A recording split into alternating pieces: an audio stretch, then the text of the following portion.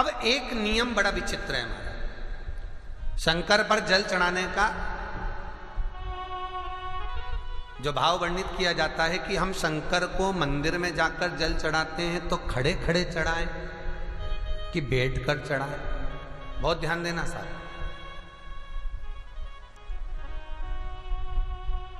शंकर में मंदिर में जाकर हम भगवान शंकर को जल चढ़ाएं तो खड़े होकर चढ़ाएं कि बैठकर चढ़ाएं। अब दो तरह का शिवलिंग है मंदिरों में, दो तरह का शिवलिंग का निर्माण होता है, ठीक है। एक विष्णु शिवलिंग, एक शक्ति पार्वती शिवलिंग। बहुत ध्यान से सुनना। दो तरह का शिवलिंग मंदिरों में होता है, दो तरह का शिवलिंग मंदिरों में होता है, समझ लेना बहुत अच्छी तरह से। एक शिवलिंग वो होता है जो जमीन पर डायरेक्ट जलाधारी रहती है, शिवलिंग रहता है, ऐसी जलाधारी पूरी की पूरी, और शिवलिंग जमीन पर रखा रहता है, भूमि पर रखा रहता है, डायरेक्ट जमीन पर। आप जल ले जाकर चढ़ाए, निकल गया रास्ते से। एक शिवलिंग जो जमीन पर डायरेक्ट शंकर भगवान की जलाधारी और शिवलिंग रखा रहता है, वो शक्ति शिवलिंग कहलाता है। माता पार्वती का हस्तकमल उस शिवलिंग के सम्मुख में। और दूसरा शिवलिंग एक डमरू जैसा होता है। अब वो हम उसको कैसे वर्णन, एक डमरू शिवलिंग होता है, ऐसा उसका स्टैंड होता है, ऐसा स्टैंड होता है, नीचे शिवलिंग रखने की जगह होती, फिर ऐसा होता है, फिर उसके ऊपर इस तरह शिवलिंग रखा होता है। देख, दर्शन करें आप लोगों ने। अब फिर इसके ऊपर शंकर भगवान का शिवलिंग रखा होता है, ठीक है। इस तरह का जो शिवलिंग होता है, एक डायरेक्ट नीचे रखा हुआ शिवलिंग, और एक भगवान जो नीचे डमरू जैसी आकृति होती है, इस पे जो डमरू जैसा जो भाग बना होता है, ये भगवान विष्णु का हस्तकमल है, और ऊपर का जो भाग है वो भगवान ब्रह्मा का हस्तकमल है। इसको विष्णु शिवलिंग कहते हैं।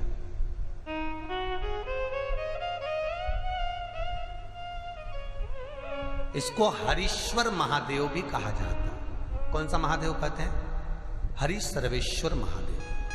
हरीश्वर महादेव भी कहते हैं, हरि सर्वेश्वर भी कहते हैं। तो डमरू जैसा जो शिवलिंग का निर्माण हुआ है मंदिर में, अगर शिवलिंग ऊंचा है, शिवलिंग थोड़ी सी हाइट पर है, ऊंचाई पर है, और डमरू जैसा भाग फिर उसके ऊपर जलाधारी के बाद शिवलिंग निर्माण किया गया है, तो वो विष्णु शिवलिंग कहलाएगा, वो हरीश्वर शिवलिंग कहलाएगा, वो हरिवंश शिवलिंग कहलाएगा, हरीश्वर कहलाएगा। और जो डायरेक्ट सीधे जो रखा हुआ है, 12 ज्योतिर्लिंग के अगर आप दर्शन करेंगे तो कहीं पर भी आपको विष्णु शिवलिंग नहीं मिलेगा, केवल एक नागेश्वर को छोड़कर। कहां पर छोड़कर? जम के बोलिए। केवल एक नागेश्वर। नागेश्वर को छोड़कर बाकी के जितने 12 ज्योतिर्लिंग में शिवलिंग के दर्शन करोगे, सब शक्ति शिवलिंग मिलेंगे, सब जमीन पर। आप जितने भी देखेंगे, काशी का देखेंगे, महाकालेश्वर देखेंगे, तो डायरेक्ट जमीन पर जलाधारी बनी है महाकाल बाबा की, डायरेक्ट जमीन पर बनी है, कोई ऊंचाई नहीं है, डायरेक्ट जमीन पर फिर शिवलिंग है। ओमकारेश्वर देख लीजिए, ममलेश्वर देख लीजिए, आप चाहें तो विश्वनाथ देख लीजिए, डायरेक्ट जमीन पर। सोमनाथ देख लीजिए, डायरेक्ट जमीन पर। केदारेश्वर देख लीजिए, डायरेक्ट जमीन पर। भीमाशंकर, वैद्यनाथ, डायरेक्ट। आप वेदनाथ जी के लाइव प्रसारण कभी चालू कर देखना, डायरेक्ट जमीन पर, डायरेक्ट। तो जितने भी शिवलिंग हैं सारे के सारे शक्ति शिवलिंग हैं। जो डमरू के भाग पर रखा हुआ है वो हरीश्वर शिवलिंग, विष्णु के हस्तकमल पर जो रखा है, तो शास्त्र कहता है आप शक्ति शिवलिंग का जब जब अभिषेक करें, बहुत ध्यान रखना अपनी जिंदगी में इस प्रसंग को, जो शक्ति शिवलिंग हो उस पर जब भी जल चढ़ाना तो बैठकर चढ़ाना, बैठकर चढ़ाना। शक्ति शिवलिंग पर जब भी जल चढ़े, भले शिवलिंग कितना भी ऊंचा हो,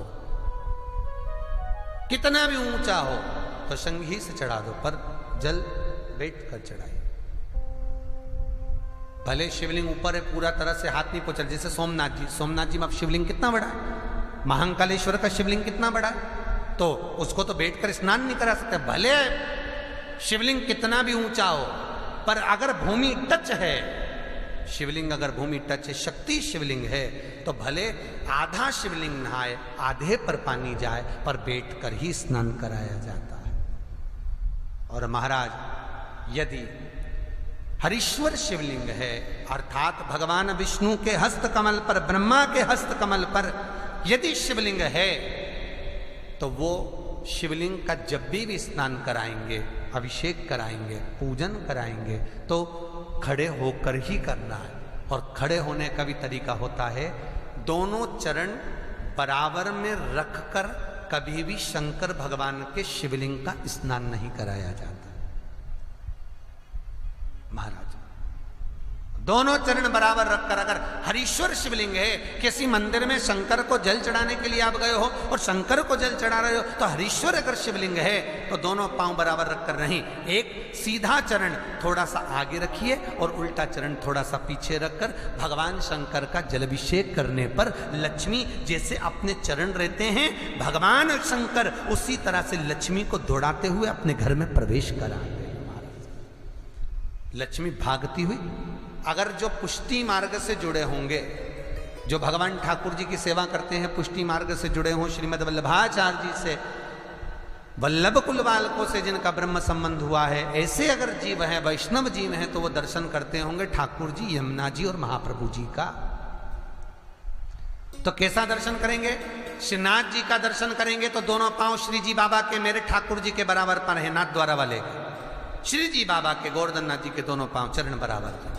श्रीमद् वल्लभाचार्य जी का दर्शन करेंगे तो दोनों चरण बराबर के फोटो में मिलेंगे। पर यमुना जी का अगर आप दर्शन करेंगे, पटरानी यमुना जी का जब दर्शन करेंगे, तो यमुना जी का चित्र का दर्शन करेंगे, तो यमुना हमेशा एक पांव यमुना जी का आगे मिलता है। क्यों? जो वैष्णव ठाकुर का दर्शन करे, श्रीमद् वल्लभाचार्य जी के अनुसार भगवत चर्चा करे, उसके यहाँ यमुना भक्ति निरंतर प्रवेश करती जाए, इसलिए भागता हुआ चरण दौड़ता।